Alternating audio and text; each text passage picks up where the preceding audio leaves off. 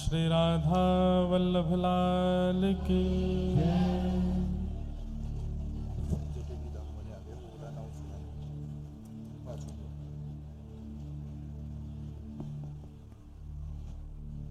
श्रीमद्भागवत महापुराण की जय। श्री सुखदेव जी महाराज की, श्री परीक्षित जी महाराज की जय। अनंत बलवंत श्री हनुमान जी महाराज की, गिरिराज धरण की जय। श्याम सुंदर श्री यमुने महारानी की जय। सब संतन की जय, सब भक्तन की जय, सब विप्रन की जय। जय जय श्री राधे, जय जय श्री राधे, जय जय श्री राधे। द्वारिकाधीश की जय। परम मंगल में परात प्रखलेश्वर अकारण करुणा वृणालय भक्तवांछा कल्पतरु तड़ित विनिंदित पीतांबरधारी श्री बालकृष्ण लाल की शब्दमयी वाणीमयी वांगमयी प्रतिमूर्ति हम आप सबके मध्य में विराजमान श्रीमद् भागवत महापुराण को बारंबार प्रणाम। मंच पर विराजमान विप्रवृंद, गंधर्वजन और आप सभी श्रोता भाई बंधु मातृशक्ति, उपस्थित समस्त अलवर निवासी और आसपास के क्षेत्रों से पधारे हुए सब वैष्णव वृंद, सबको जय श्री कृष्ण, जय सिया राम, जय श्रीमन नारायण, जय जय श्री राधे।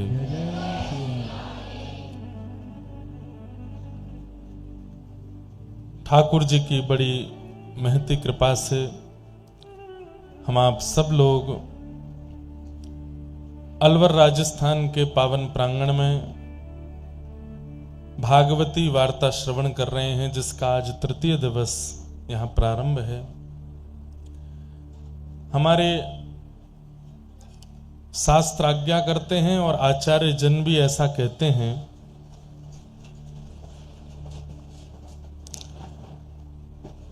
कथा के मध्य में दैव वृष्टि यदि हो तो उसके प्रति भाव ऐसा रखना चाहिए कि सब देव वृंद अनुष्ठान से प्रसन्न हो रहे हैं, ऐसी भावना रखते हैं।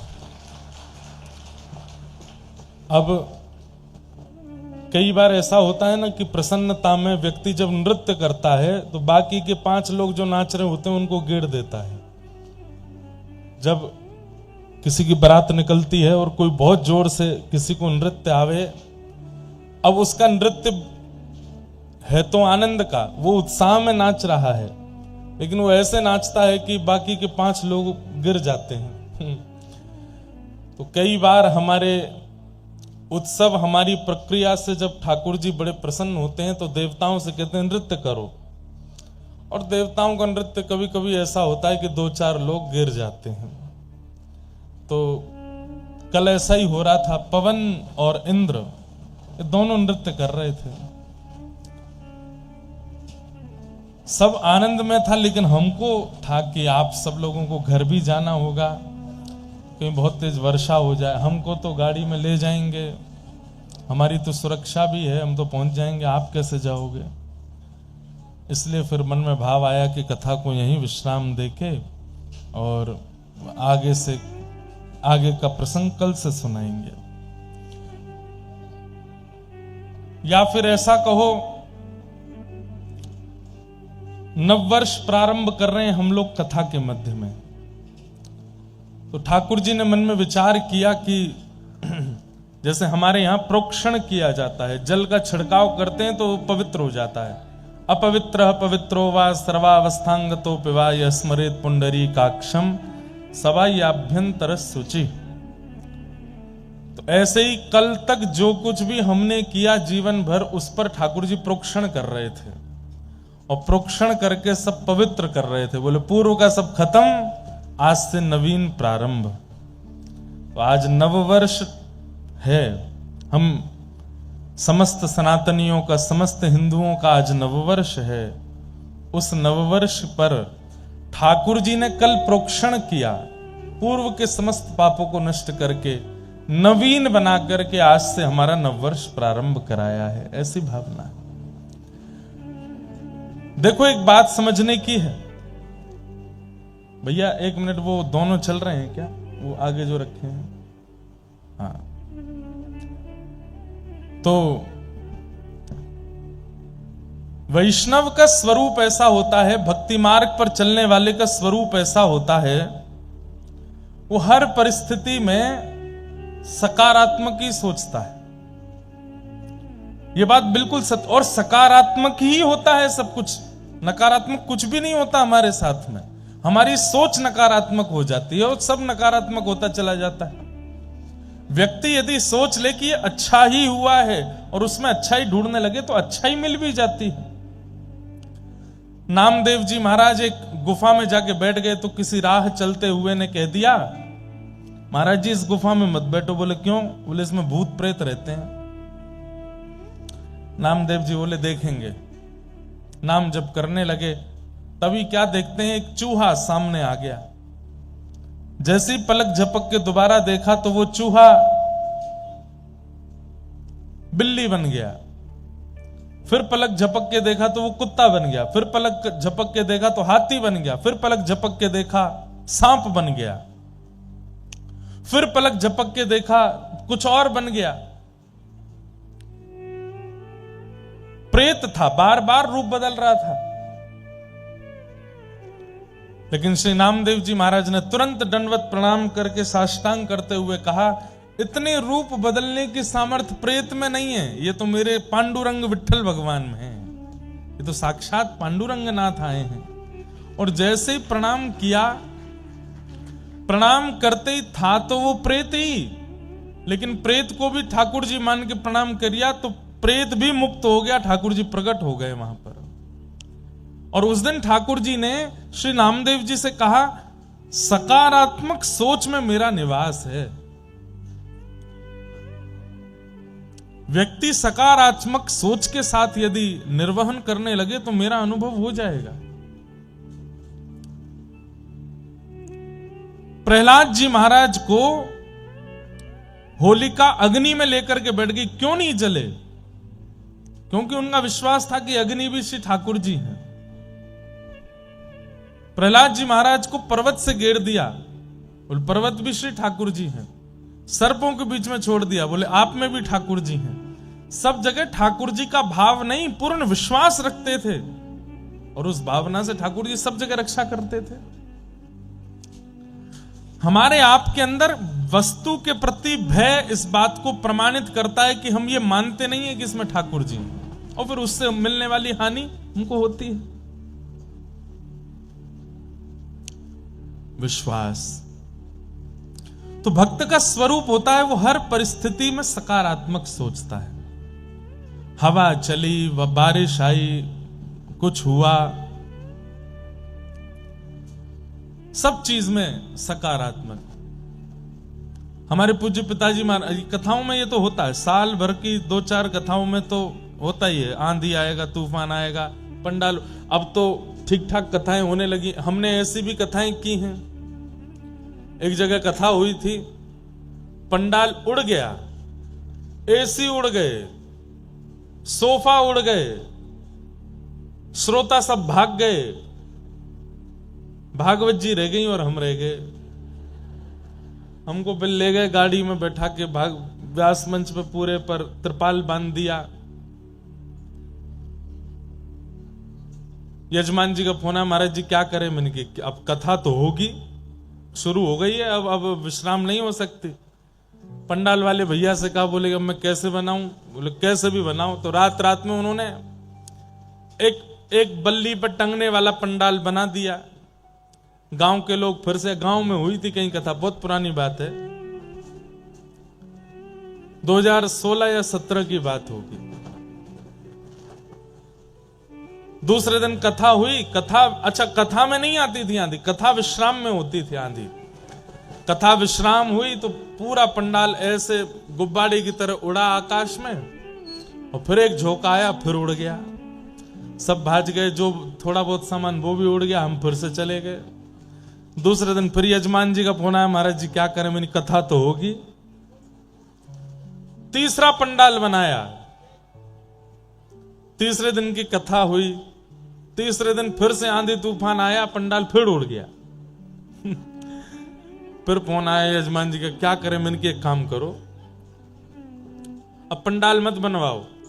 जहां हम कथा कर रहे थे वहीं सामने एक मंदिर था हनुमान जी का, वहां बाल हनुमान जी थे, छोटे हनुमान जी। मैंने कहा वहीं पर आप व्यासपीठ लगा दो, हनुमान जी के सामने बैठ जाएंगे, आप सामने बैठ जाना, हम अपने सब संगीतज्ञों को, ब्राह्मणों को वापस भेज देते हैं, वहीं कथा सुनाएंगे, कथा तो होगी, कथा नहीं रुकेगी। तो अब ये भिंड जिले की बात है, भिंड मध्य प्रदेश में। वहां पे ददरउआ सरकार एक डॉक्टर हनुमान जी भी हैं, वहां पे भी मैंने कथा की है। तो मैं जहां रुका था वहां से डॉक्टर हनुमान ज्यादा दूर नहीं थे। उस दिन महाराज जी का निमंत्रण था कि आप आइए प्रसाद पाने, तो मैं प्रसाद पाने गया। महाराज जी बोले सब ठीक। मैंने कि महाराज जी क्या ठीक, इतने परेशान हो गए, रोज आंधी आती है पंडाल उड़ जाता है, 3 दिन हो गए। तो महाराज जी बोले बाल हनुमान जी हैं वहां पे, खेल रहे हैं आपके साथ में। मैंने कहा तो अब क्या करें? बोले यहां बड़े हनुमान जी हैं, इनसे प्रार्थना करके जाओ। तो फिर हमने डॉक्टर हनुमान जी से प्रार्थना की कि देख लो, हमको कथा नहीं करने दे रहे हैं, रोज पंडाल उड़ा देते हैं, आप आके कुछ करो। फिर बड़े हनुमान जी का सिंदूर और उनकी भभूति लेकर के हम गए वहां, छोटे हनुमान जी को जाकर के भभूति लगाई, सिंदूर लगाया, मतलब उनको शांत किया। शांत खेल रहे थे व्यास जी के साथ। और फिर चौथी बार पंडाल बना, फिर नहीं उड़ा। चौथी बार भी उड़ा। कब उड़ा? जब कथा विश्राम हो गई, फिर उड़ गया। जब हम वृंदावन चले गए, फिर उड़ गया। तो एक बार ऐसी भी कथा हुई। एक बार हमारे पूज्य पिताजी महाराज की कहीं कथा हुई, तो वहां इतनी जोर की वर्षा हुई कथा के बीच में, सब श्रोता उठे नहीं, नाचने लगे। और नीचे से बोले महाराज जी आप तो कथा, आप कीर्तन कराते रहो, बारिश हो रही है, बढ़िया, हम आनंद ले रहे हैं। पिताजी बड़े प्रसन्न थे क्योंकि उन पे एक भी बूंद पानी नहीं आया था। पिताजी बोले तुम लोग कथा सुनो, कीर्तन में नृत्य करो, हम कथा सुना रहे हैं। थोड़ी देर बाद एक श्रोता ने इशारा किया। पिताजी बोले क्या? बोले ऊपर देखिए। ऊपर देखा तो इतनी बड़ी पॉलिथीन भर गई थी, वो भरते भरते भरते नीचे आ गई थी। पिताजी बोले अब भैया देखो कथा विश्राम, आरती हम सूक्ष्म रूप से कर देते हैं, अब हम चलते हैं। बस आरती करके जैसे ही उतरने लगे वो पॉलिथीन फटी, पूरा जल व्यास मंच पे। तो ये तो प्राकृतिक स्थिति है, होती रहती है। परंतु हमें सब स्थितियों में सकारात्मक ही सोचना है। हमारे अमित जी बड़े चिंता कर रहे थे। आज हमको ले गए पांडुपोल हनुमान जी, पांडुपोल हनुमान जी है ना, दर्शन करने के लिए गए। वहां हनुमान जी का दर्शन करके लौटे। मौसम तो हो रहा था, धीरे धीरे वर्षा होने लगी। हमसे बोले महाराज जी आप संभालो, कुछ करो। फिर आप बोले कि कल रात्रि में कुछ वैष्णव कह रहे थे, बालक कह रहे थे महाराज जी गिरधर लाल जी को लेकर के नहीं आए अलवर, इसलिए इंद्र वर्षा कर रहा है, क्योंकि गिरिराज उठाने वाले आए ही नहीं हैं, वो आएंगे तो ही वर्षा रुकेगी। मैंने कहा भैया लाल जी से अगर अब भी इंद्र नहीं मानेंगे तो लाल जी से यहीं से पर्ची डाल के पूछ लेंगे आना है कि नहीं। अगर लाल जी ने पर्ची में हाँ बोल दिया तो बुला लेंगे एक दिन के लिए। कौन सा दूर है वृंदावन यहां से, एक दिन के लिए लाल जी आ जाएंगे। लेकिन हमें सकारात्मक रहना है, प्रेम से रहिए, प्रसन्न रहिए, खूब आनंद से कथा श्रवण कीजिए। आज हमारे कथा के मध्य में श्री जटेरी धाम के पूज्य महाराज जी आएंगे, थोड़ी बहुत देर में आने वाले हैं। उनका मंगल में दर्शन होगा। लगभग 1 महीना पूर्व, कुछ दिन पूर्व जटेरी धाम में कथा हुई थी। वहां श्री हसन बिहारी लाल, श्री राधा रसिक बिहारी लाल सुंदर विराजमान है, उनका मधुर दर्शन सबको होता है। बड़ा आनंद आया वहां कथा सुनाने में। यहां से लगभग 1-1.25 घंटा, 1.5 घंटे की दूरी पर होगा। बहुत सुंदर स्थान है, डीग के पास में जटेरी, गुप्त वृंदावन है। अधिकतर लोगों को वहां का दर्शन नहीं हुआ। कथा के बाद वहां लोग बाग अब पहचान गए तो जाते हैं, लेकिन अत्यंत गोपनीय स्थान है। राजस्थान की सीमा में ही आता है, बहुत सुंदर है। आप लोगों को भी अवसर मिले तो एक बार वृंदावन, बरसाना, गोवर्धन जाने से पूर्व जटेरी प्रणाम करते हुए चले जाना। बहुत सुंदर स्थान है। वहां के आज पूज्य महाराज जी भी आएंगे। कल 20 तारीख है। कल कथा में नंदोत्सव, जन्मोत्सव होगा ठाकुर जी का। और कल हमारे पूज्य पिताजी महाराज पूज्य गुरुदेव भगवान भी कथा में आएंगे। सब रसिक जन, संत जनों का आगमन कथा में यहां हो रहा है। अब तो दिन ब दिन कथा में रस बढ़ता जाएगा। आप सब लोग उसका खूब आनंद लीजिए, खूब सुख लीजिए। आज से नवरात्रि प्रारंभ हुई है। नवरात्रि के विषय में हम थोड़ी सी आपको जानकारी और कुछ नियम बता दें। उनका आप लोग ध्यान रख करके अगर पालन करेंगे तो संभवतः यह नवरात्रि बहुत लाभकारी होगी। हम सब कृष्ण भक्त हैं, अधिकतर यहां पर वैष्णव बैठे हैं। तो फिर ऐसा क्या करें कि शक्ति से हमारा मतलब, शक्ति मतलब दुर्गा, शक्ति से हमारी कृष्ण भक्ति बढ़े, उसके लिए क्या प्रयास करें। तो एक बात याद रखिएगा, गोपियों ने भी रास विहार करने से 1 वर्ष पूर्व कात्यायनी की उपासना की थी। और कात्यायनी ने ही कृपा करके श्री कृष्ण को प्रदान किया। सीता जी ने भी राम विवाह से पूर्व देवी उपासना की और देवी को प्रणाम करने के पश्चात फलस्वरूप राम जी मिले।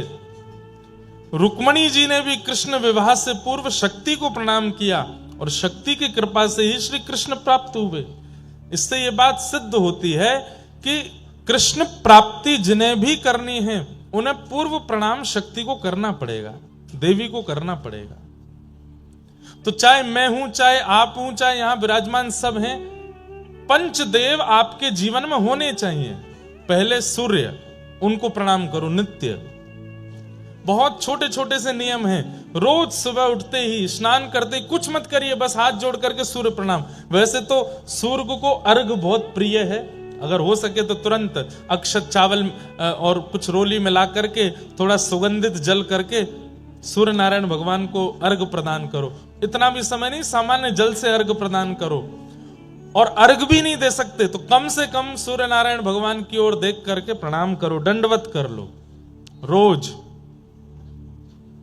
सूर्य प्रणाम। दूसरा, गणपति प्रणाम, श्री गणेश जी को प्रणाम करो। मंदिर दिख जाए तो बहुत अच्छी बात, नहीं दिखता है तो नेत्र बंद करके गणेश जी का स्मरण करके प्रणाम कर लो। तीसरा, शिव प्रणाम, महादेव को प्रणाम करो। चौथा, नारायण को प्रणाम करो, शंख चक्र गदा पद्मधारी श्रीमन नारायण। और पांचवा, शक्ति को प्रणाम करो, दुर्गा को प्रणाम करो। ये 5 प्रणाम रोज करने वाले व्यक्ति का कभी अनित नहीं हो सकता। ये 5 प्रणाम नित्य करने चाहिए। जिस रस का प्रवाह आपके पास के क्षेत्र में चल रहा था, ऐसे श्री जटेरी धाम के पूज्य महाराज जी हम आप सबके मध्य में आज पधारे हैं। सब अलवर वासियों की ओर से पूज्य महाराज जी को बारंबार प्रणाम। और आप सब भी करतल ध्वनि के साथ महाराज जी को प्रणाम कर लो। अद्भुत कृपा आप सब अलवर वासियों पर, डीग वासियों पर और राजस्थान के इस व्रज स्पर्शीय क्षेत्र पर हुई है। कुछ वर्ष पूर्व ही श्री वृंदावन की हरिदासी परंपरा के इस सुंदर स्थान का पुनरुत्थान हो रहा है, जहां कुछ दिन पहले कथा चल रही थी। तो हमने आप सबसे निवेदन किया है, वृंदावन जाते समय, गिरिराज जी जाते समय, बरसाना जाते समय, व्रज की यात्रा करते समय या व्रज से वापस लौटते समय जटेरी जरूर प्रणाम करने जाइयो हमारे कहे से। और हम तो एक बात निवेदन कर दें कि वृंदावन जाने के लिए संभवतः पूरे दिन की आवश्यकता होती है। आप लोगों को तो पूरा दिन ही चाहिए, सुबह जल्दी जल्दी जाओगे, दर्शन वर्शन करके फिर रात तक आ पाओगे। पूरे दिन का अवकाश यदि नहीं है, 2-4 घंटे का ही अवकाश है, तो आपके लिए वृंदावन जटेरी में प्रकट है, आप वहीं चले जाओ, वहां जाकर के सुख ले आओ। अब हम कोई बहुत बड़ी बात तो नहीं कह रहे हैं, लेकिन वृंदावन वासी को, सब लोग यहां देखो, ध्यान से सुनो, वृंदावन वासी को वैकुंठ भी ना सुहावे, वृंदावन में रहवे वारे को वैकुंठ भी ना भावे। लेकिन ऐसे वृंदावन वासीन को भी अगर कोई स्थान भा रहे है तो समझो वह जगह पे अप्रकट रूप से वृंदावन सूक्ष्म रूप से प्रकट है चुको है। हम जटेरी कथा करके गए, वह के बाद कितने दिन तक मन ही नहीं लगो कहीं भी, कितने दिन तक मन ही नहीं लगा कहीं भी। क्यों? बार बार याद आती रही जटेरी की, वही श्री ठाकुर जी को सुंदर दर्शन, ठाकुर जी को सुंदर भाव, सब स्मरण में आते रहे हो। यहां पर भी जिस दिन आ रहे थे तो डीग से जब ऐसे मुड़े तो हमने अपने वाहन चालक भैया से कही, मैंने सीधे नहीं जाएंगे?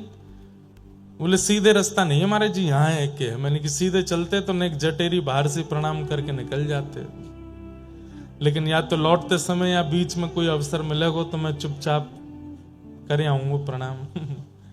बहुत अद्भुत स्थान है, आप सब लोग भी निश्चित जाइएगा। तो मैं जो निवेदन कर रहा था वो बात आप बहुत ध्यान से सुनिए। पंच प्रणाम, सबसे पहला सूर्य को, गणपति को, शिव को, नारायण को और शक्ति को, ये पंच प्रणाम नित्य किया कीजिए सुबह उठ करके। और उनमें भी अभी जो ये नवरात्रि के दिन चल रहे हैं,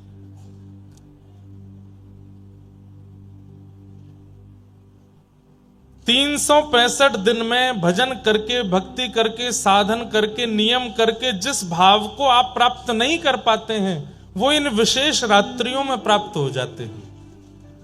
आप अन्य दिनों में जो साधन करोगे, अन्य दिनों में जो भजन पूजन करोगे, उसका प्रभाव हो सकता है कहीं ना कहीं आपकी योग्यता देख करके प्राप्त होगा, लेकिन इन 9 दिनों में किया गया साधन आपको निश्चित प्राप्त हो जाएगा।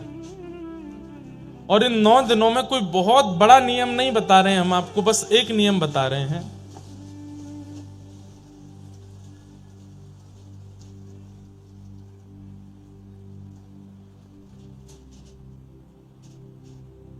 जय जय गिरिवर राज किशोरी, जय महेश मुख चंद्र चकोरी, जय गजवदन षडानन माता, जगत जननी दामिनी युति गाता, नहीं तब आदि मध्य अवसाना, अमित प्रभाव वेद नहीं जाना, भव भव विभव पराभव कारिणी, विश्व विमोहिनी स्ववस बिहारी।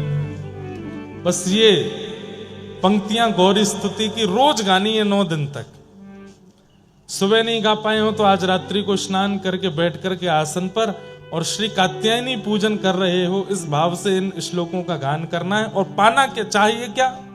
श्री कृष्ण हमको और प्रिय हो जाए। हे मैया ऐसी कृपा कर दो, हमारी भक्ति में और वर्धन हो जाए, हमारा भजन और बढ़े। वजन नहीं, भजन, भजन और बढ़ जाए।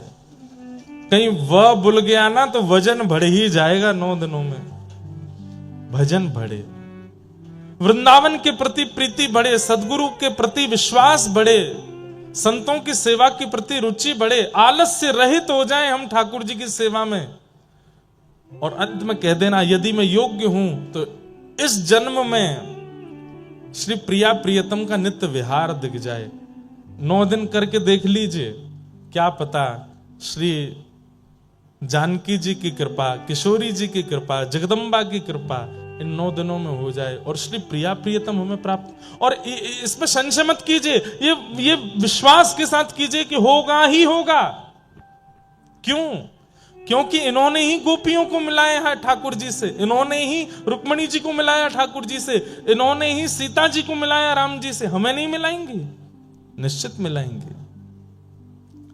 तो 9 दिन ये गौरी स्तुति की 4 पंक्तियां हैं, इनको रोज करना और कुछ मत करिए पूरे दिन। हम तो चकाचक दाल बाटी खा के आए हैं आज हनुमान जी के पास जाके।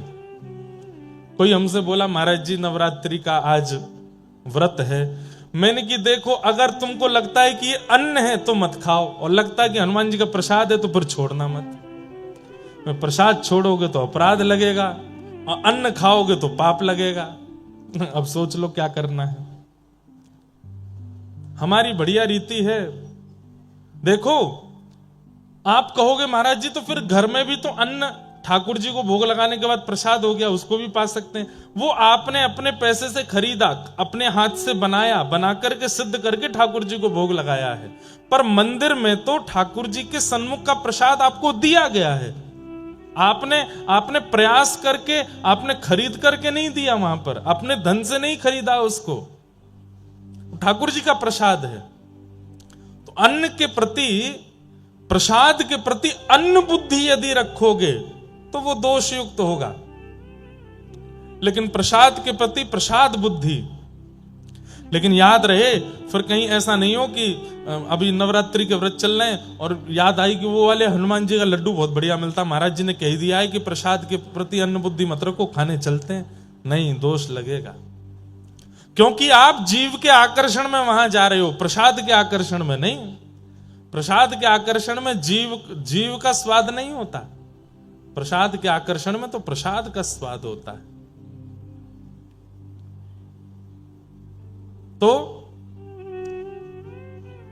नवरात्रि के दिन है, कई लोग बहुत नियम करते हैं, हमारा भी नित्य हवन का नियम है, लेकिन हम आपसे बहुत स्पष्ट कह रहे हैं, सब नियम एक तरफ और गौरी स्तुति का भाव से पाठ एक तरफ, इससे ज्यादा कुछ नहीं करना है। केवल गौरी को सुंदर सुंदर रागों में, अगर राग आते हो तो रागों में, राग नहीं आता हो तो केवल भाव से ही ये गौरी स्तुति सुना दीजिए और बस मांग लीजिए कि हमें श्री कृष्ण चाहिए। इन 9 दिनों में आपकी की गई समस्त भावना पूरी होगी होगी होगी, निश्चित होगी। आज प्रथम दिन है, आज श्री शैलपुत्री मैया का पूजन होता है। शैलपुत्री मैया, अब देखो हम 9 देवियों के हर दिन, आज एक ही बताएंगे, कल 2 देवियों के बता देंगे, परसों 3, ताकि 7 दिन में पूरे हो जाए 9 दिन। शैलपुत्री मैया जो है ये धैर्य का प्रतीक है। धैर्य किसको कहते हैं? पेशेंस, सहनशीलता, जो हम लोगों में बिल्कुल भी नहीं है। आज के दिन शैलपुत्री मैया का पूजन करने से धैर्य का वर्धन होता है, और धैर्य की कामना से ही आज का पूजन करना चाहिए कि हमारे अंदर धैर्य आवे। बहुत विचलित रहते हैं हम, आंख बंद करते इधर उधर भागता है हमारा मन। हे किशोरी जी, हे जानकी जी, हे श्री दुर्गा मैया, कृपा करना हमारे चित्त में धैर्य आवे। हे शैलपुत्री मैया, धैर्य, सहनशीलता। धैर्य के बिना मन एकाग्र नहीं रहता, मन विचलित रहता है यहां वहां, और भजन में धैर्य बहुत जरूरी है। तो आज के दिन शैलपुत्री मैया को पूजन इसलिए करते हैं ताकि उससे हमारे चित्त में धैर्य आवे। धैर्यवान नहीं है हम लोग। जरा कोई हमसे हमारी वास्तविकता बता दे तो हम मचल जाते हैं। कोई जरा आके हमसे कह दे तुम बहुत लोभी हो तो क्रोध आने लगता है। लेकिन चाहे दुनिया कुछ भी कह दे, हमारे चित्त को कोई फर्क ना पड़े तो इसका मतलब आपके चित्त में धैर्य है, और वो धैर्य शैलपुत्री मैया प्रदान करती हैं। तो ऐसी शैलपुत्री मैया को हम बारंबार प्रणाम करते हैं, वंदन करते हैं। आज प्रथम देवी, अब बाकी की देवियों के रोज हम एक एक देवी का स्पर्श करते हुए चलेंगे ताकि उनसे वह भाव हमें प्राप्त हो सके। हर वस्तु का प्रारंभ, चाहे वो विवाह का प्रारंभ हो, चाहे वो आपके नवजीवन का प्रारंभ हो, चाहे वो आपके नव कार्य का प्रारंभ हो, चाहे वो आपके नए व्यापार का प्रारंभ हो, नए संबंध का प्रारंभ हो, यदि उसमें धैर्य की नींव नहीं है वो टिक नहीं पाएगा। धैर्य यदि नहीं है तो वो धराशायी हो जाएगा।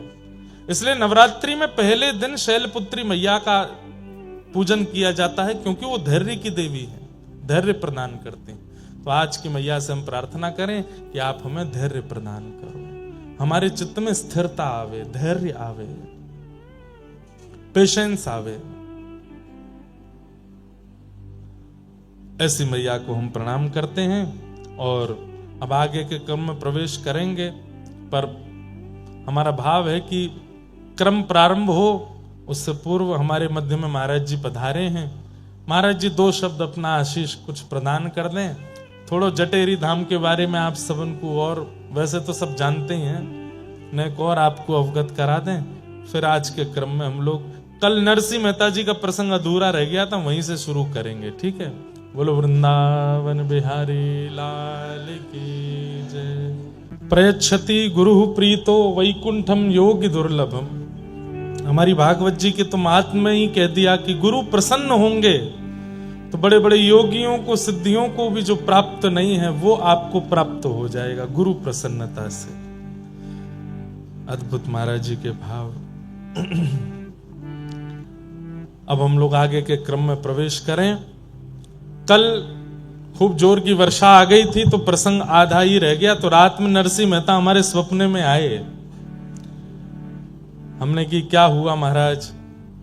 तो बोले बस प्रसंग पूरा करके आइए जल्दी। मैंने कहा आज जाति कथा में करेंगे। तो कल हम लोग सुन रहे थे कि कुछ संतों की जमात, ये प्रसंग सुना क्यों रहे थे कि ईर्ष्यालुओं को ठाकुर जी नहीं मिलते। आपके अंदर कितने दोष हैं अपने आप लिखिए। हमारे कहने से काम करेंगे। यहां पर जितने भी दंपति बैठे हैं, पति पत्नी, यहां पर जितने भी बहन भाई बैठे हैं, यहां पर जितने भी मित्र बैठे हैं, यहां पर जितने भी आपस के सगे बैठे हैं, युगल युगल जोड़ी बना लीजिए।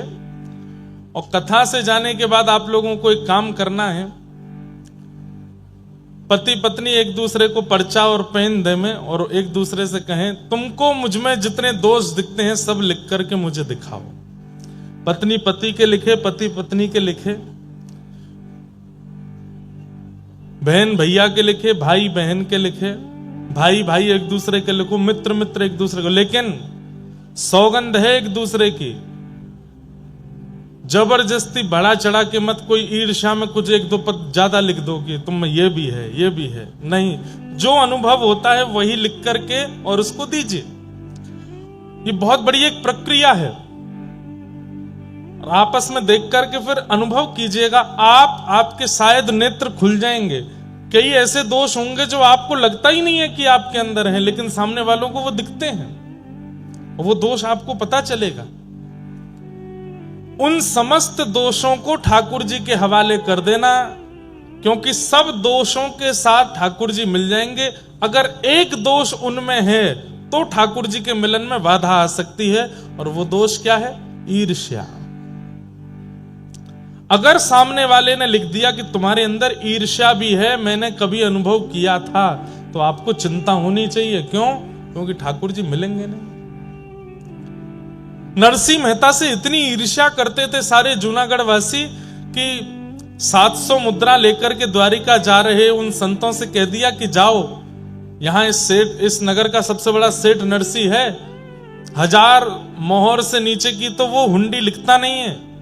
तुम लोग जाके चरण पकड़ लेना, रोने लग जाना, मूड मारने लगना और कैसे भी करके उनसे हुंडी लिखवा लेना। 700 सोने की मोहर उनके घर में धर देना।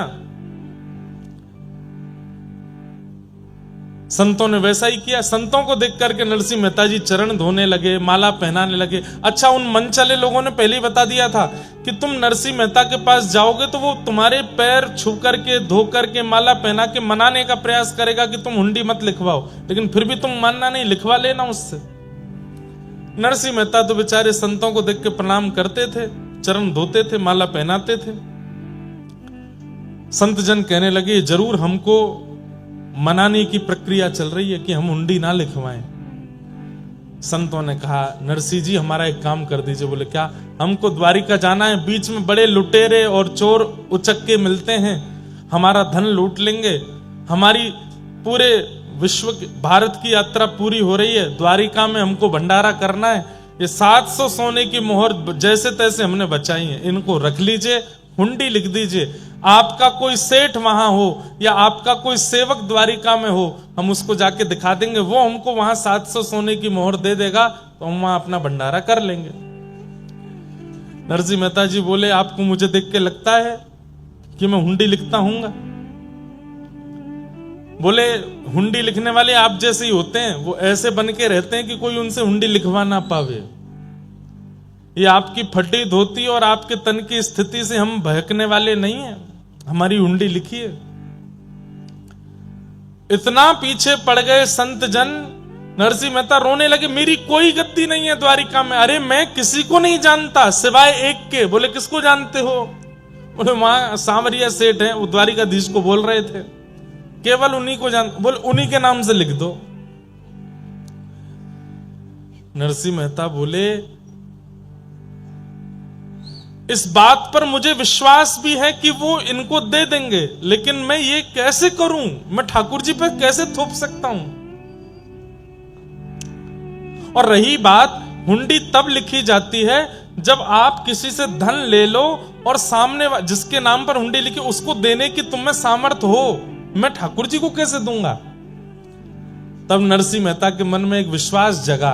बोले संत जन तो मान नहीं रहे, तो 700 सोने की मोहर लेके तुरंत पूरे जूनागढ़ के ब्राह्मण, विप्र और संतों को बुला के भंडारा कर दिया, दक्षिणा बांट दी, भंडारा कर दिया, सब संतों को खिला दिया। और एक पत्र लेकर के नरसिंह मेहता जी ने लिखा, हे नाथ, आपके नाम पर मैं इनकी हुंडी लिख रहा हूं, 700 सोने की मोहर मैंने लेकर के आपके नाम से हुंडी लिख दी है, कृपा कर द्वारिका जब ये लोग पहुंचे तो मेरी लाज रखना, इनको 700 सोने की मोहर दे देना। रही बात, मैंने आपको 700 मोहर दी नहीं तो फिर आप इनको कैसे दोगे? लेकिन मैं दे चुका हूं। कैसे? बोले संतों के, ब्राह्मणों के हृदय में आप रहते हो, 700 सोने की मोहर का भंडारा करके मैंने आपको दे दिया है, इसलिए आप इनको दे दीजिएगा। संतों को पवा दिया मतलब ठाकुर जी तक पहुंच गया। बंधुओं, ठाकुर जी के संग कोई प्रक्रिया करने की इच्छा हो और ठाकुर जी नहीं मिल रहे हो तो किसी साधु, किसी महात्मा, किसी भक्त, किसी वैष्णव के साथ वो प्रक्रिया कर लो। प्रक्रिया के रूप में भोजन पवा दो, प्रक्रिया के रूप में उनको सुंदर वस्त्र दे दो, प्रक्रिया के रूप में उनका श्रृंगार कर दो, तिलक चंदन लगा दो, प्रक्रिया के रूप में उन्हें दक्षिणा दे दो, प्रक्रिया के रूप में इत्र लगा के सुगंधित कर दो, प्रक्रिया के रूप में माला पहना दो। कुछ बना के पवाने की इच्छा ठाकुर जी को है, संतों को पवा दो, क्योंकि संत सीधी डिलीवरी कराते हैं। ठाकुर जी भगवान का ब्लिंकेट है संत जन। ठाकुर जी के पोस्टमैन हैं सारे संत जन, भक्त जन, वैष्णव जन। जो ठाकुर जी को देना हो इनको दे दो, सब पहुंच जाता है वहां पे। पूज्य मलुकपीठ वाले महाराज जी एक बार कथा में बता रहे थे सत्य घटना। बिहार के एक पंडित जी ने एक सेठ जी से जाके कहा कि हमको जगन्नाथपुरी जाना है, दान दक्षिणा कुछ है नहीं हमारे पास रास्ते के लिए, आप हमें कुछ दे दो। तो सेठ जी ने उनको 100 रुपया दे दिया, बहुत होता था 100 रुपया। और महात्मा जी से कह दिया कि ये 11 रुपए तो आपके आने जाने में खर्च होंगे, 5-6 रुपए में आपको प्रसाद वरसाद हो जाएगा, बाकी का जो बचेगा लगभग 80 रुपया ये श्री जगन्नाथ जी के मंदिर में चढ़ा देना हमारी तरफ से। तो ठीक है। महात्मा गए जगन्नाथपुरी पहुंच करके उन्होंने खूब सुंदर सेवा करी, संत जनों को खूब प्रसाद पवाया, प्रसाद पवा के भंडारा आदि करा करके अंत में 11 रुपया बचा, 11 रुपया मंदिर में चढ़ा दिया। अब सेठ जी बोले मैं सेठ जी को जाके बता दूंगा कि भाई हम 80 तो नहीं चढ़ा पाए, 11 बचे तो 11 चढ़ा दिए। सेठ जी से जाकर के कहा कि देखो सेठ जी, हमने वहां भंडारा आदि किया तो खर्चा बहुत ज्यादा हो गया, आपने 80 रुपए के लिए कहा था, इतने की टिकट बनी, इतने का प्रसाद हुआ, इतने का हमने भंडारा कर दिया, 11 रुपया बचा था वो हमने महाप्रभु जगन्नाथ जी को अर्पित कर दिया। 100 में से 11 गए, कितने बचे? 100 में से 11 गए, कितने बचे? 89। सब कुछ संतों की सेवा में लगा दिया। 11 रुपए मंदिर में चढ़ा तो सेठ जी के मन में आया मैंने 80 के लिए बोला था, इन्होंने 11 ही क्यों चढ़ाए, चलो कोई बात नहीं 11 चढ़ गए तो अच्छा है। ये सोच कर के सेठ जी जब सोए तो रात्रि में महाप्रभु जगन्नाथ स्वप्न में आए और स्वप्न में आकर के बोले तुमने 100 रुपए देकर के एक संत को भेजा था? बोले हाँ, उसमें से 89 रुपए हमने रख लिए हैं, 11 हमने छोड़ दिए हैं। सेठ जी उठ करके बैठ गए, बोले कि संत तो बता रहे थे कि उन्होंने 11 रुपए चढ़ाए, ठाकुर जी कह रहे हैं मैंने इतने रुपए रख लिए। दूसरे दिन जाके जब संत से पूछा कि ये ऐसे स्वप्न में ठाकुर जी ने हमको बताया, तो संत के नेत्र सजल हो गए। बोले कि हमने जो मंदिर में जाके ठाकुर जी को चढ़ाया, ठाकुर जी ने वो स्वीकार नहीं किया, जो संत सेवा में लगाया वो ठाकुर जी ने स्वीकार किया। जो वैष्णव संत सेवा में हमने अर्पित किया उसको ठाकुर जी ने स्वीकार किया है। जो गोलक में जाके चढ़ा के आए, ठाकुर जी के आगे रख के आए, वो ठाकुर जी ने स्वीकार नहीं किए। इसका मतलब ये नहीं कि आप भी मत चढ़ाओ, चढ़ाओ, मंदिर की प्रशासन की व्यवस्था के लिए तो चढ़ाओ, लेकिन उससे ज्यादा साधु सेवा, संत सेवा, वैष्णव सेवा। तो नरसिंह मेहता जी ने भी वही किया, संतों को पवा दिया और कहा द्वारिकाधीश हमने 700 सोने की मोहर भेज दी आपके पास, अब मेरी लाज रखना। संतों को हुंडी देकर के भेज दिया लिख करके। संत जन द्वारिका पहुंचे, वहां जाके ढूंढने लगे सांवलिया सेठ कहां है, कहीं नहीं मिले। पूरी द्वारिका छान मारी, कोई सांवलिया सेठ नहीं। आधी रात जब हुई, संत जन जब रोने लगे गोमती तट पर जाकर के, आहा, अब हम भक्तमाल जी रखी नहीं है, नहीं तो मैं वो छप्पे पढ़ के सुनाता। इतना सुंदर है, श्री प्रियादास जी ने इतनी सुंदर टीका करी है। कैसी सुंदर पाग बांध करके घुंघराले केश में श्री ठाकुर जी हाथ में छड़ी लेकर के, जूती पहन करके, श्रेष्ठ वस्त्र पहन करके, गले में सुंदर हार पहन के, हीरे दमकाते हुए अदब से चलते हुए आ रहे हैं। अरे भैया, हमारे सेठ श्री नरसिंह मेहता जी ने किसी को हुंडी लेकर के भेजा है क्या? जैसी नरसिंह मेहता का नाम सुना संत जन उठ गए, बोले भैया तुम कौन? बोले हम सांवरिया सेठ।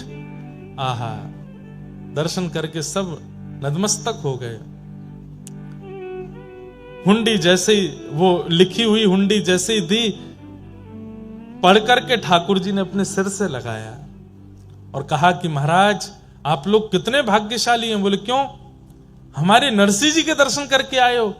बोले नरसिंह जी देखने में तो बड़े सामान्य लगते हैं और आप उनके सेवक हो, आप इतने अद्भुत लगते हो। बोले मेरे जैसे सेवक हजारों हैं उनके, नरसिंह जी तो बड़े अद्भुत हैं।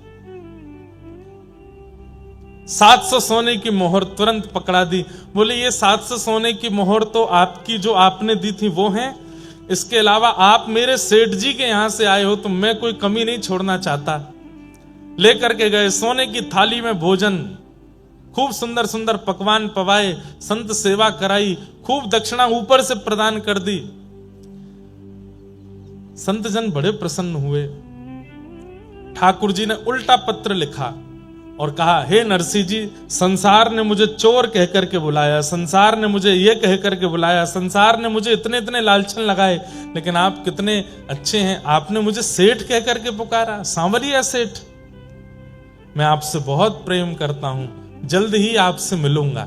ऐसा पत्र लिख करके ठाकुर जी ने संतों के द्वारा भिजवाया, जाओ हमारे सेठ जी को दे देना। नरसिंह मेहता के पास जैसे ही संत पहुंचे, नरसिंह मेहता बोले अब पिटाई होगी। क्यों? इनको 700 सोने की मोहर मिली नहीं होगी द्वारिका में, तभी मारने आए हैं मुझे। लौट करके संत जन आए, नरसिंह मेहता बोले भगवान मुझे क्षमा कर दो। बोले क्यों, आपको मोहर मिल गई? बोले 700 सोने की मोहर तो मिल गई, हमारा संत वो भी हो गया, ऊपर से तुम्हारे वो सेवक ने इतनी दक्षिणा दी हमको, सोने की थाली, सोने की कटोरी, सोने की चम्मच, अरे सब कुछ प्रदान किया। अरे नरसिंह मेहता जी, तुम्हारा वो सेवक इतना सुंदर था, क्या बताएं उसके रूप की। सफेद धोती, सफेद अचकन, सफेद पगड़ी, सफेद बेंत, ऐसी सुंदर उसकी जूती। नेत्र तो कहते ही बनते, कमल जैसे नेत्र थे। आहा, जब बोलता था तो ऐसा लगता था जैसे मानो पुष्प बरस रहे हों। एक बार उसने हमारा स्पर्श भी किया था, क्या बताएं, उसका स्पर्श पाके तो हम धन्य हो गए। अरे नरसिंह जी, कैसा सुंदर सेवक है आपका, हमको ऐसा सेवक मिलता तो हम तो अपने पास ही रखते, अपने से दूर जाने ही नहीं देते। नरसिंह जी बोले पता नहीं किसकी बात कर रहे हैं, समझ में तो आ रहा था ठाकुर जी ने कुछ तो लीला करी होगी। अच्छा, तुम्हारे सेवक ने ये पत्र लिख करके भेजा। जैसे ही पत्र पढ़ा नरसिंह मेहता ने और अंत में पढ़ा कि मैं तुमसे बहुत प्रेम करता हूं, जल्दी मिलूंगा, ये पढ़ करके नरसिंह मेहता तो रोने लगे। ईर्ष्यालु देखते रह गए, और यहां ठाकुर जी ने नरसिंह मेहता पर कृपा कर दी। इसलिए बंधुओं, कोई दोष जीवन में आ जाए चलेगा, आपके अंदर काम है कोई बात नहीं, कथा सुनना शुरू करो, नाम जप करना शुरू करो, नष्ट हो जाएगा। क्रोध है धीरे धीरे वो भी शांत हो जाएगा, मोह है वो भी धीरे धीरे चला जाएगा, लोभ है धीरे धीरे वो भी नष्ट हो जाएगा। कथाएं आदि सुनना शुरू कर दो, सत्संग करो। लेकिन ईर्ष्या है तो मेहनत ज्यादा करनी पड़ेगी, क्योंकि ईर्ष्या ठाकुर जी को प्रिय नहीं है। और दुर्भाग्य की बात है कि ईर्ष्या लगभग मानवों के अंदर होती है, लगभग। अभी कोई आपसे ज्यादा सुंदर कपड़े पहन के आ जाए, हो जाएगी ईर्ष्या। हम कथा में इतने साधारण बन के आ रहे हैं, ये इतना बढ़िया पहन के आ रहा है। हमसे बढ़िया कोई खाने लगे, कमाने लगे, हमसे बढ़िया कोई कुछ प्राप्त कर ले, हमसे बढ़िया घर बना ले, हमसे बढ़िया बच्चे हो जाएं, सब में ईर्ष्या हमारे चित्त में आती है। ईर्ष्या ये कष्ट का कारण। अरे आप लोग तो संसार की बात कर रहे हैं, हम व्यासपीठ में बैठ के कथा करते हैं, कथा करने वालों से ईर्ष्या हो जाती है लोगों को। ऐसी ऐसी ईर्ष्या के लोग हैं। लेकिन ईर्ष्यालु व्यक्ति इस बात को प्रमाणित दे रहा है कि मैं कभी ठाकुर जी से नहीं मिल पाऊंगा, इसलिए वो ईर्ष्या को प्रधानता दे रहा है। इसलिए हमारी प्रार्थना, ईर्ष्या चित्त में मत लाइए। निर्मत्सराणाम सताम वैद्यं वास्तवमत्र वस्तु शिवदं तापत्रयोन्मूलनं श्रीमद्भागवते महामुनि कृते किंबा परैरीश्वरः सद्यो हृद्वरुध्यते त्रिकृतभिः शुश्रूषुभिस्तत्क्षणात्। श्रीमद् भागवत की कथा कैसी है? ठाकुर जी से संबंध कराती है, ठाकुर जी से कोई ना कोई संबंध कराती है। बंधुओं, ठाकुर जी से संबंध होना या ठाकुर जी के जनों से संबंध होना, ये दोनों ही कृपा की बात है। आप ठाकुर जी से संबंध नहीं बना पा रहे हो तो ठाकुर जी के जनों से संबंध बनाओ, ठाकुर जी के जनों को ही अपना मान लो, ठाकुर जी के जनों से संबंध बनाओ। आहा, अब कोई हमसे गुरु जी कहे, महाराज जी कहे, पंडित जी कहे, इंद्रेश जी कहे, समझ में आती है। एक बार एक कथा में एक बालक बोला जीजा जी। मैंने कि यार ये क्या बोल रहे हो? अरे महाराज जी, किशोरी जी हमारी बहन हैं और श्री लाल जी हमारे जीजा जी हैं, आप वृंदावन वासी हो, लाल जी के सखा हो, तो आप भी हमारे जीजा जी। मैंने कि बहुत बढ़िया।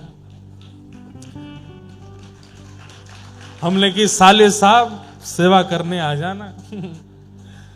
एक जगह और अद्भुत हुआ, नाथ द्वारा दर्शन करने के लिए मैं गया, तो वहां जैसे मैं पहुंचा तो एक बालक मुझसे बोला नाना जी प्रणाम।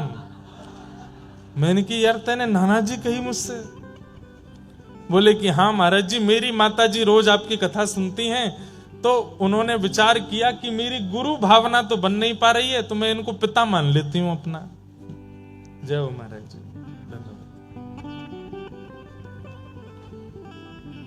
श्री वृंदावन बिहारी लाल की, श्री राधा रमण लाल की, श्री राधा रसिक बिहारी लाल की, श्री जटेरी धाम की, स्वामी श्री हरदास जी महाराज की जय जय श्री राधे। जय हो। बड़ी कृपा। तो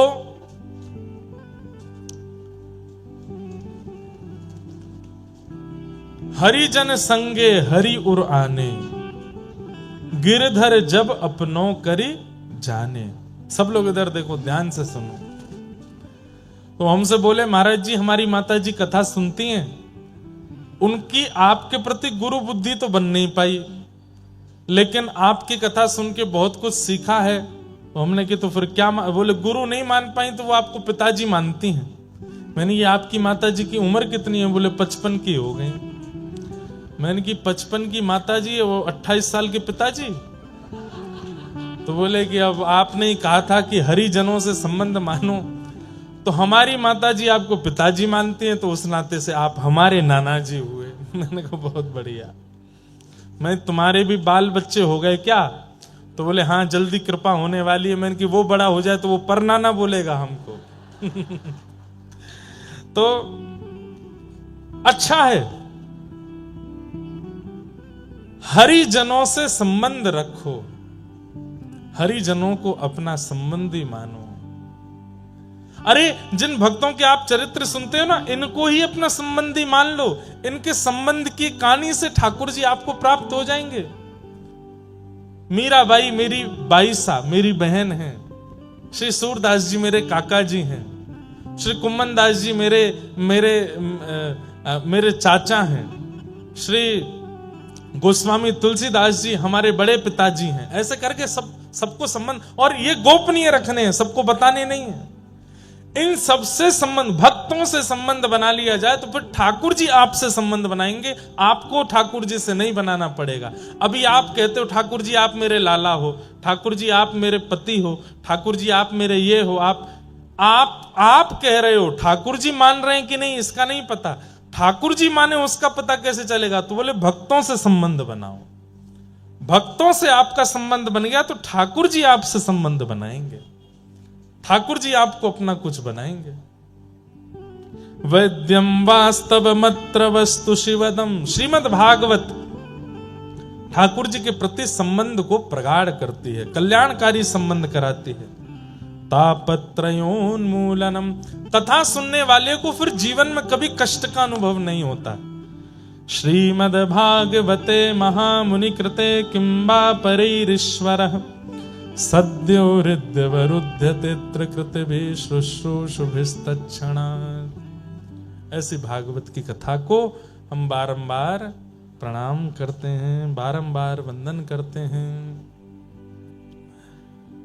नैमिषारण्य क्षेत्र में 88,000 सौनिकादि ऋषियों ने सूत जी से 6 प्रश्न किए, और इन्हीं 6 प्रश्नों के उत्तर में सूत जी कथा कहना प्रारंभ करते हैं। अनेक विषयों का उत्तर देते हुए श्री सूत जी महाराज ने भागवत की रचना का प्रसंग बताया। बहुत ध्यान से सुनिएगा।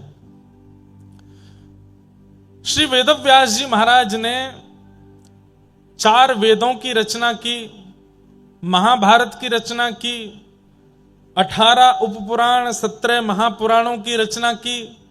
तब भी मन को शांति नहीं मिली। तब नारद जी महाराज की कृपा से उन्होंने श्रीमद् भागवत को रचना कार्य किया। नारद जी महाराज ने जाकर के कहा कि भगवान के प्रभाव नहीं, भगवान के स्वभाव का वर्णन करो, तब मन को शांति मिलेगी। तब श्रीमद् भागवत की रचना हुई। वेदव्यास जी ने वही भागवत की कथा अपने पुत्र सुखदेव जी को प्रदान की। सुखदेव जी ने यही कथा श्री परीक्षित जी को सुनाई। परीक्षित कौन है? पांडवों के वंशधर। इन परीक्षित जी को 7 दिन में मरने का श्राप लगा। शौनकादि ऋषियों ने पूछा ऐसा क्या हुआ कि इनको 7 दिन में मरने का श्राप लगा? तो यहां महाभारत का थोड़ा प्रसंग सुनाया गया।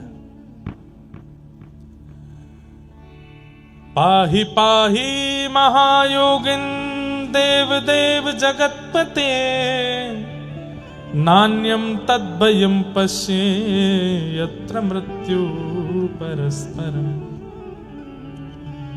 बहुत सावधानी से सुनो। उत्तरा के गर्भस्थ शिशु बालक को बचाना,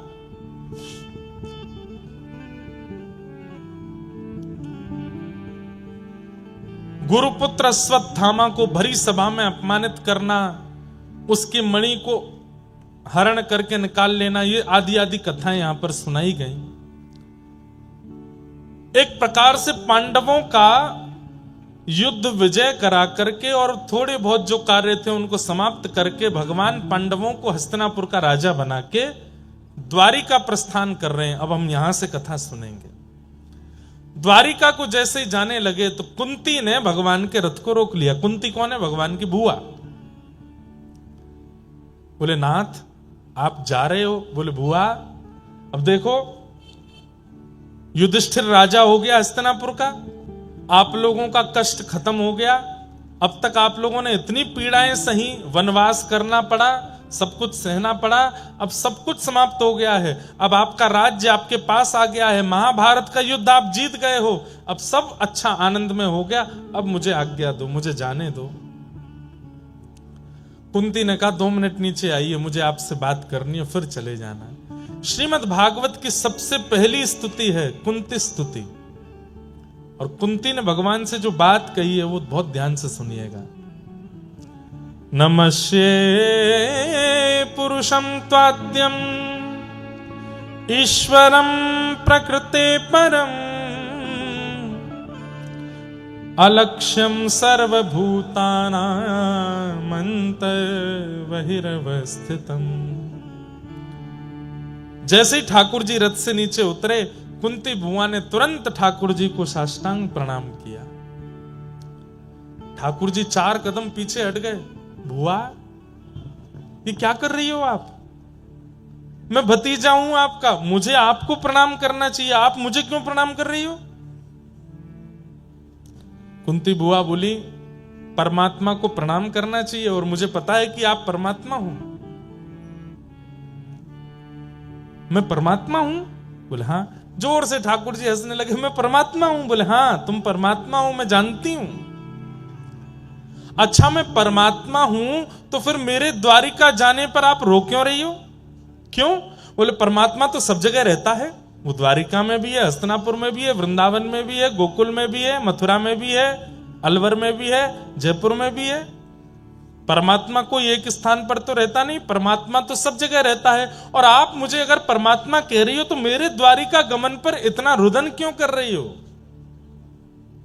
परमात्मा तो सब जगह है, देख लीजिए मुझे। कुंती कहती है यही तो बात है, हो तो आप सब जगह पर इतनी आसानी से दिखते नहीं हो। क्यों नहीं दिखता? अब कुंती दूसरे श्लोक में कह रही है कि माया जवनिका छन्न आज्ञादोक्षजमव्ययम्। बहुत दिन बाद हम कुंती स्तुति कह रहे हैं, ध्यान से सुनिएगा। कि माया जवनिका छन्न आज्ञादोक्षजमव्ययम्, न लक्ष्य से मूढ़ दृशा नटो नाट्यधरो यथा। कुंती कह रही है आप परमात्मा हो, सब जगह हो, लेकिन दिखते क्यों नहीं हो? माया के कारण। माया समझते हैं? संसार की हर वो वस्तु जो आपको अपनी ओर आकर्षित करती है वो माया है। मोबाइल फोन भी माया है, गाड़ी भी माया है, व्यक्ति भी माया है, खाने के व्यंजन भी माया है, पहनने के वस्त्र भी माया है। हर वो वस्तु जो ठाकुर जी से दूर करके अपनी ओर आकर्षित करती है वो माया कहलाती है। लेकिन किसी वस्तु के सामीप्य में रह के भी ठाकुर जी से दूरी ना बन रही हो तो वो माया नहीं हो सकती। आप 1.5 करोड़ की गाड़ी में बैठे हो, लेकिन गाड़ी में बैठ करके भी वृंदावन की याद में रो रहे हो, तो आप माया की चपेट में नहीं हो। आप 56 भोग के बीच में बैठ करके भी जीव में स्वाद नहीं आने दे रहे हो और केवल श्री वृंदावन श्री वृंदावन श्री वृंदावन कह करके आनंदित हो रहे हो, तो आप माया के चपेटे में नहीं हो। आप 2 लाख 2.5 लाख का फोन पास में रख करके भी केवल कथा श्रवण करते हो, तो आप माया के चपेटे में नहीं हो। आप गले में स्वर्ण पहन के, हाथों में स्वर्ण और हीरा धारण करके भी अगर भगवान की भक्ति में लीन रहते हो, तो आप माया के चपेटे में नहीं हो। और एक बात बोलें, मायावी व्यक्ति अलग ही दिख जाता है। उसके सिर पर कृष्ण नहीं सवार होते, उसके सिर पर धन, उसके सिर पर ऐश्वर्य, उसके सिर पर नाम, उसके सिर पर अभिमान, ये सब सवार रहता है। वो मायावी व्यक्ति है, माया के चपेटे में है। और जो माया के चपेटे में आ जाता है, उसको सब जगह होते हुए भी ठाकुर जी नहीं दिखते, उसको मंदिर में भी ठाकुर जी नहीं दिखते। एक बार एक व्यक्ति मेरे साथ श्रीनाथ जी दर्शन करने गया, नाथ द्वार। मेरी श्रीनाथ जी के दर्शन में मुझे बहुत सुख मिलता है, सब जगह ही मिलता है, पर राधा रमण जी, श्रीनाथ जी, तिरुपति बालाजी, कुछ स्थान है जहां पर मैं स्थिर हो जाता हूं। अब श्रीनाथ जी दर्शन करने के बाद मेरे नेत्र तो सजल हो गए। बाहर आकर के थोड़ी देर में मौन रहा। थोड़ी देर बाद वो व्यक्ति क्या बोलता है, महाराज जी, वो श्रीनाथ जी की ठोड़ी पे जो हीरा था कम से कम 5-6 लाख का तो होगा। गले में जो हार पहन रखे थे 12-13 लाख के तो होंगे। मैंने कि यहां आकर के भी तुमको वही दिखा। जाकी रही भावना जैसी, प्रभु मूरत देखी तन तैसी। प्रॉपर्टी डीलर होते हैं ना, वो दुनिया के किसी कोने में चले जाएंगे, यहां जमीन के भाव कितने होंगे भैया, वो यही काम करते रहते हैं। कामी व्यक्ति जहां जाता है वहां काम दिख जाता है। धनवान व्यक्ति जहां जाता है उसको वहां धनी धन दिखता रहता है। हमारे साथ एक पंडित जी रहते थे पहले, अब नहीं रहते, वो अब ज्यादा व्यस्त हो गए। वो जहां जाते, महाराज जी घर कितने का होगा, ये कमरा कम से कम 20-22 लाख का तो बना होगा है, ये टेबल कम से कम इतने की तो आई हो, मैं तुमको खरीदनी है क्या? अब हम तो घरों में जाते रहते, तो ये थोड़ी है तो सब जगह वही देखना। कई लोगों को देखा गया, वो कथा में आकर के भी कथा नहीं सुनते। वो कथा में आकर यहाँ पे ये कमी है, यहाँ पे ये कमी है, व्यास जी भजन ही नहीं गा रहे हैं, 1.5 घंटा हो गया है, कोई चुटकुल्ला नहीं सुना रहे हैं, तो ठाका मार के हंसे न, कोई टोना टोटका तो बताते ही नहीं है। जीवन में संकट चल रहे हो, उनसे कैसे निवृत्ति की जाए, कुछ तो बताओ। भावना जैसी होती है, परिस्थिति वैसी अनुभव देने लगती है।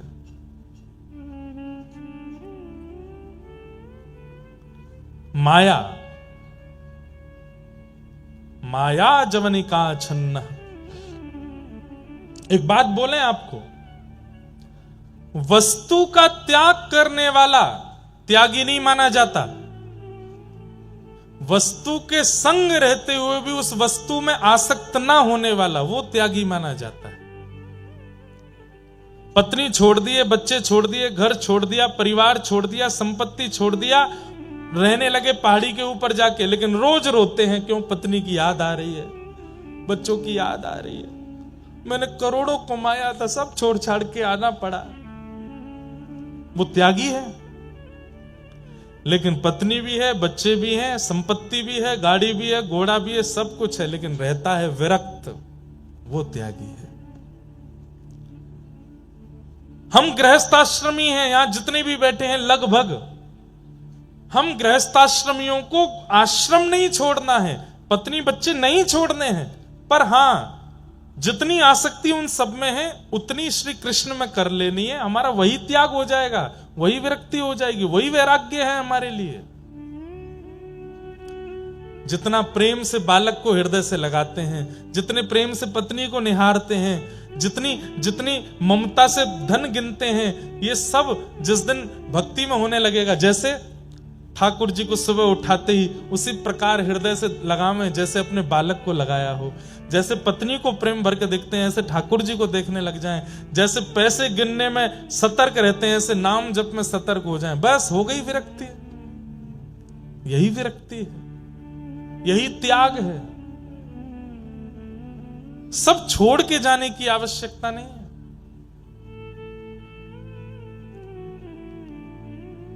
चालीस साल के हो गए और फिर कहने लगे हम तो ब्रह्मचारी हैं, हमने ब्याह नहीं किया। असली बात यह थी कि किसी ने उनको पसंद ही नहीं किया था। अब 40 साल के हो गए तो क्या करें भाई, ये थप्पा कैसे सहन हो कि हमारा ब्याह नहीं हुआ, हम तो ब्रह्मचारी हैं।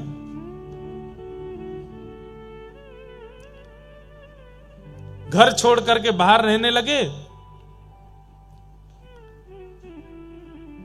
घर वालों ने निकाल दिया। और बोले अब ये कैसे सहन हो, के घर वालों ने निकाल दिया तो फिर क्या लगा लिया, बोले हमने तो त्याग कर दिया घर का, त्यागी हो गए, महात्मा हो गए। हम गुलाब जामुन नहीं खाते, हम रसगुल्ला नहीं खाते, खाने को मिलता नहीं है, ये बताओ ना। विदेश जाना अपराध है, समुद्र लांघना गलत बात है। अब खुद को वीजा नहीं मिला था कभी, इसलिए सबके लिए ऐसा बोल रहे हो। बड़े विचित्र हैं संसार।